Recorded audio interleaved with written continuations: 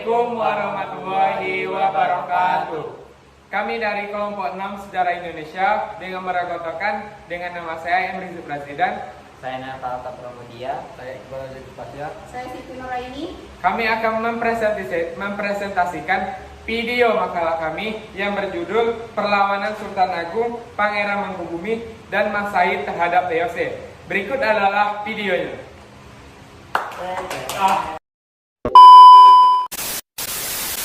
Keluarkan dari makalah ini adalah Fungsi Dagang atau Persatuan India Timur Belanda atau yang secara resmi bernama Persatuan Persatuan India Timur atau VOC, didirikan pada tanggal 20 Maret 1602. VOC adalah persekutuan dagang asal Belanda yang memiliki monopoli untuk aktivitas pelangganan perdagangan di Asia.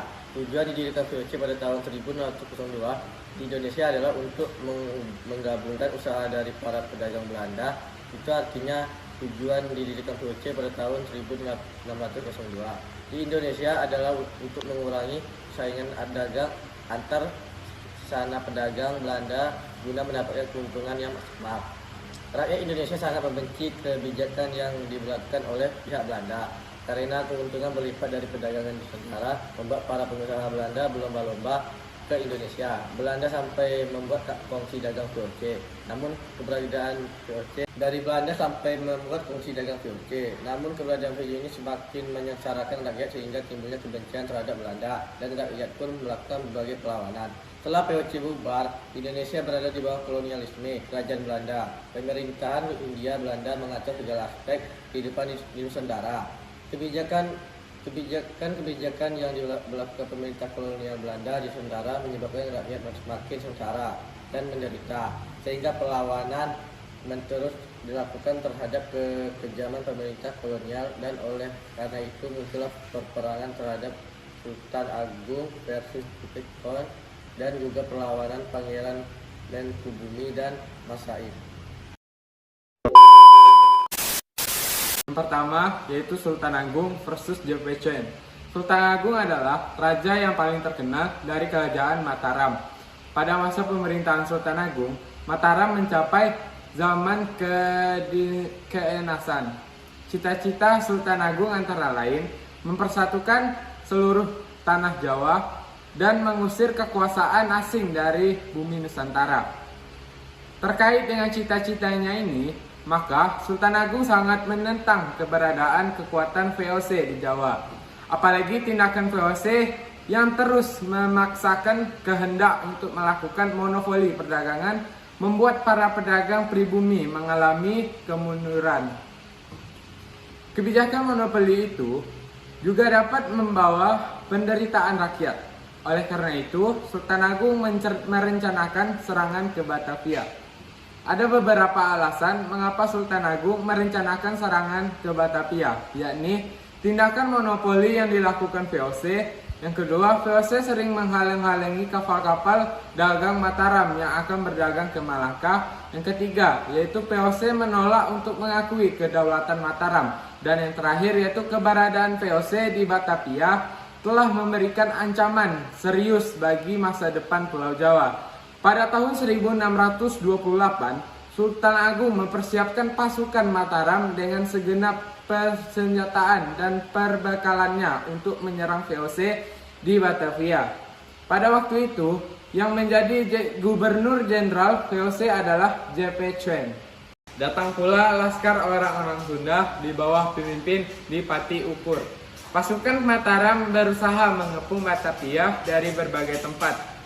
Terjadilah pertempuran sengit antara pasukan Mataram melawan tentara VOC di berbagai tempat. Tetapi kekuatan tentara VOC dengan senjatanya jauh lebih unggul, sehingga dapat memukul mundur semua ini kekuatan pasukan Mataram. Tumenggung berusaha bereksa gugur dalam pertempuran itu. Dengan demikian, serangan tentara Sultan Agung pada tahun 1628 itu belum berhasil. Sultan Agung tidak lantas berhenti dengan kekalahan yang baru saja dialami pasukannya.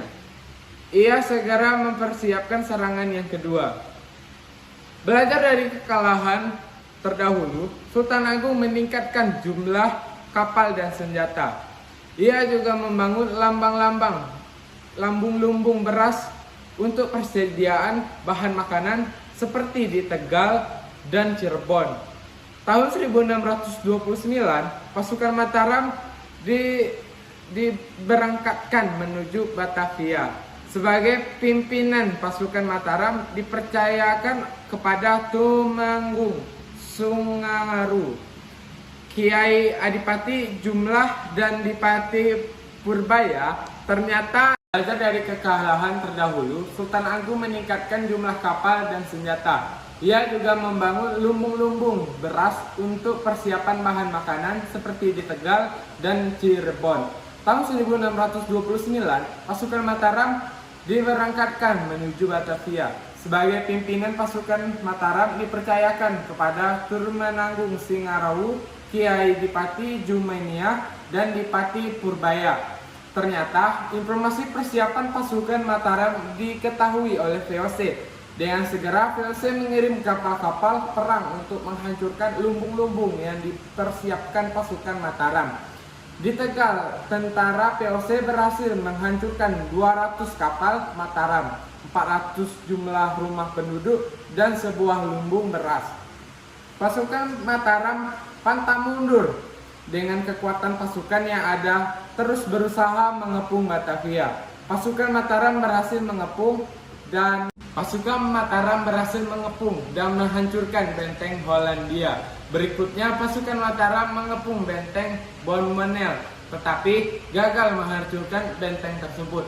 Pada saat pengepungan benteng Bonmenel, terpetik berita bahwa JP Chuen meninggal. Peristiwa ini terjadi pada 21 September 1629.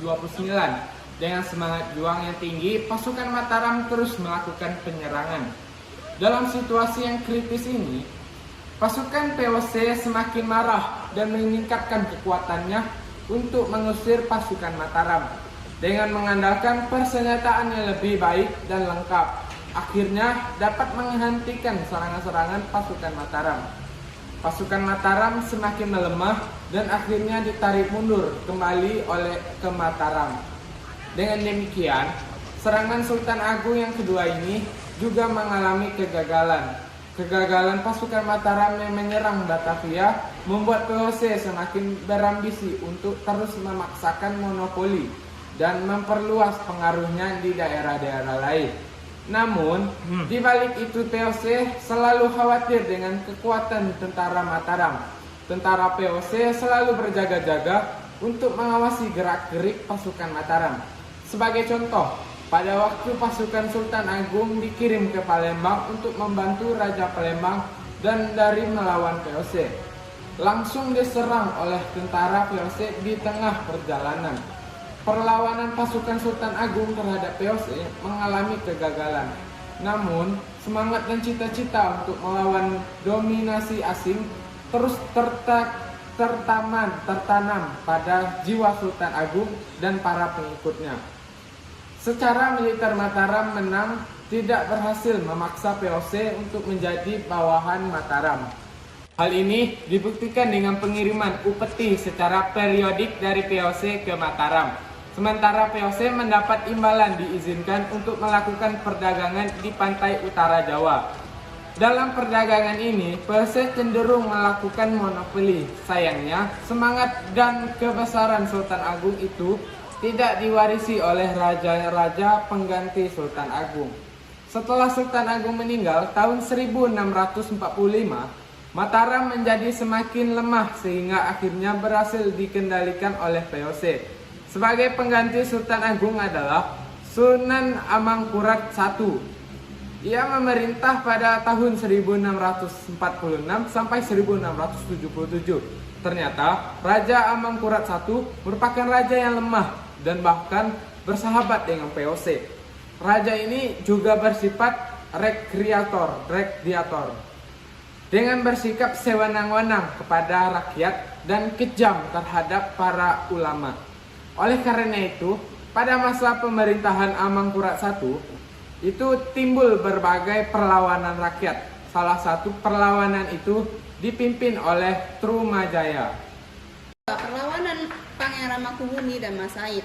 Perlawanan terhadap VOC kembali terjadi di Jawa. Kali ini dipimpin oleh bangsawan kerajaan yakni Pangeran Mangkubumi dan Raden Mas Said. Perlawanan berlangsung sekitar 20 tahun. Pada uraian terdahulu sudah disinggung bahwa beberapa raja Mataram setelah Sultan Agung merupakan raja yang lemah, bahkan bersahabat dengan kaum penjajah. Begitu juga pada saat pemerintahan Pakubumi II terjadi persahabatan dengan VOC. Bahkan VOC kembali semakin berani untuk menekan dan melakukan interferensi terhadap jalannya pemerintahan Pakubumi II. Wilayah pengaruh kerajaan Mataram juga semakin berkurang. Persahabatan antara Pakubumi II dengan VOC ini telah menimbulkan kekecewaan para bangsawan kerajaan, apalagi VOC melakukan intervensi dan urusan pemerintahan kerajaan. Hal ini mendorong munculnya berbagai perlawanan, misalnya perlawanan Raden Mas Said. Raden Mas Said adalah putra dari Raden Mas Ria yang bergelar Adipati Raya Mangkunegara dengan Raden Ayu Wulan Putri dari Adipati Bilar. Pada usia 14 tahun, Raden Mas Said sudah diangkat sebagai Gandekarton atau pegawai rendahan di istana dan diberi gelar RMNG Suka Suryo Kusumo karena merasa sudah berpengalaman. Raden Mas Said kemudian mengajukan permohonan untuk mendapatkan kenaikan pangkat. Akibat permohonan ini, Mas Said justru mendapatkan cercaan dan hinaan dari keluarga kepatihan, bahkan dikaitkan dengan tuduhan ikut membantu pemberontakan orang-orang Cina yang sedang berlangsung.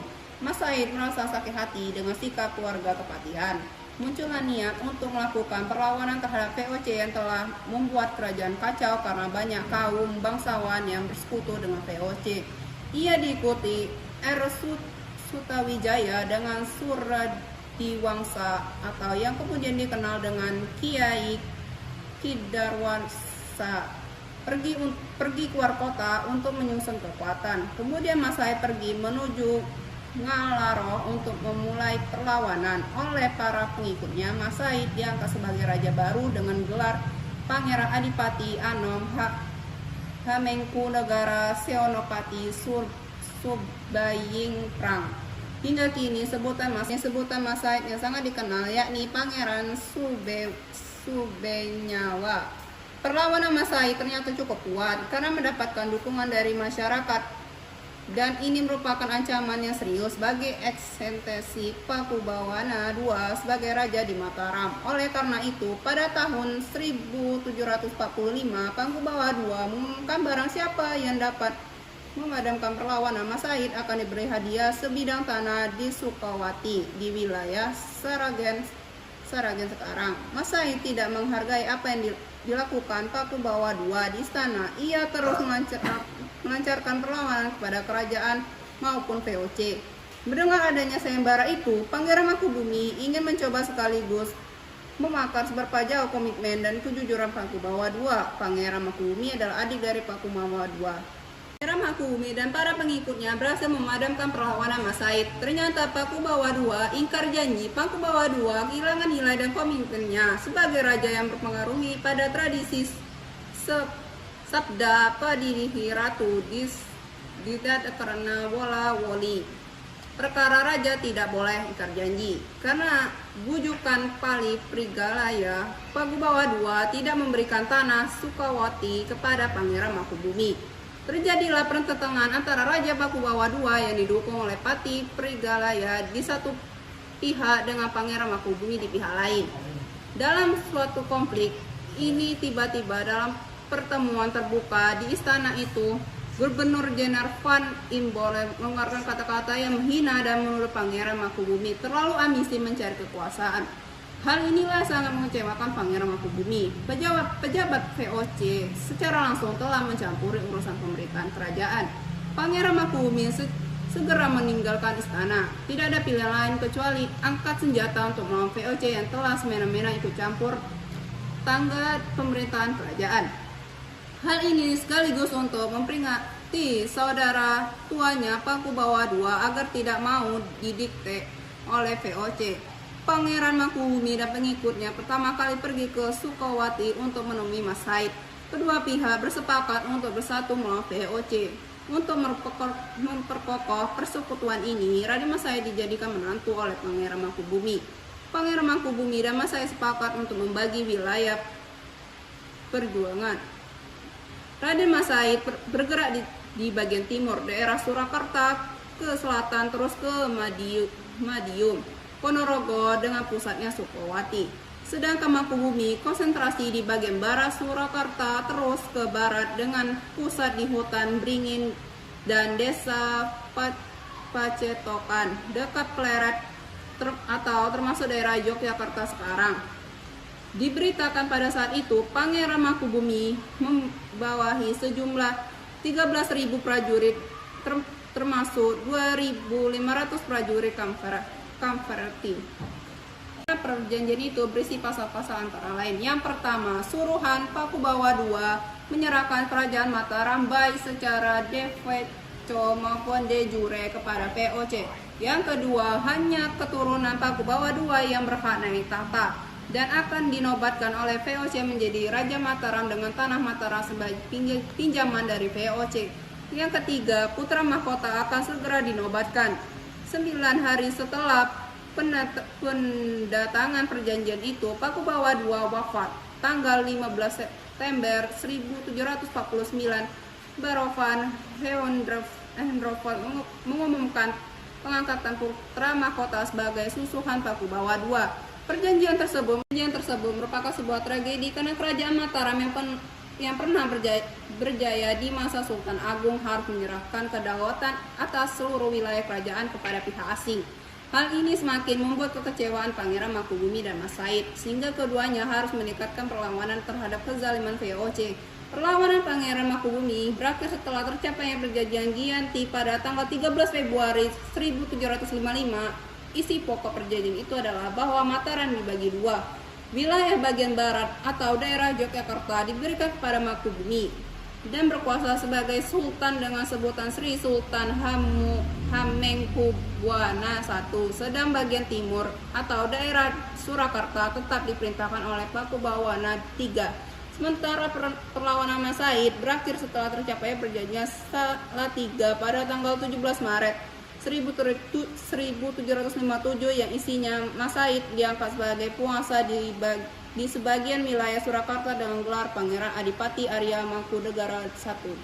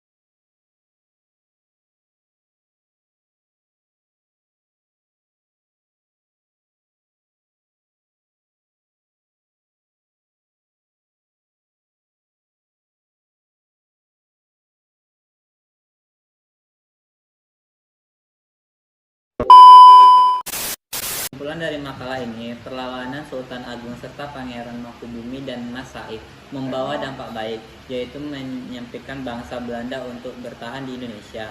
Sehingga bangsa Belanda lama-kelamaan akan terpaksa mundur dari Indonesia dan menyatakan bahwa Indonesia resmi merdeka. Salah satu dampak serangan yang diluncurkan Sultan Agung kepada JP Coen adalah masalah keracunan yang dialami pihak JP Coen karena Sultan Agung berhasil menyebarkan wabah kolera melalui sungai Ciliwung.